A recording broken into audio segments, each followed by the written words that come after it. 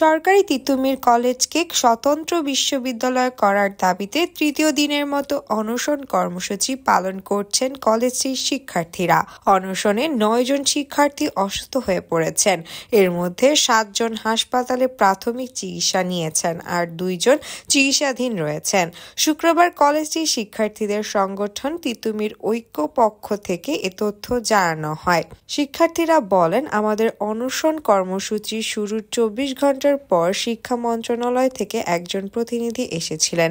তিনি আশ্বাস দিয়েছেন, কিন্তু কারো মুখের কথা আমরা বিশ্বাস করতে চাই না। যতক্ষণ পর্যন্ত তিতুমির কলেজকে বিশ্ববিদ্যালয়ের স্বীকৃতি দেওয়া না হবে ততক্ষণ পর্যন্ত আন্দোলন চালিয়ে যাব। তারা বলেন, অনশনরত অবস্থায় অসুস্থ হয়ে তিতুমির কলেজের 7 জন শিক্ষার্থী সরওয়ার্দী মেডিকেল কলেজ হাসপাতালে প্রাথমিক চিকিৎসা নিয়েছেন। এছাড়া বাংলা বিভাগের শিক্ষার্থী রানা আহমেদ ও গণিত বিভাগের শিক্ষার্থী আমিনুল ইসলাম চিকিৎসাধীন রয়েছেন।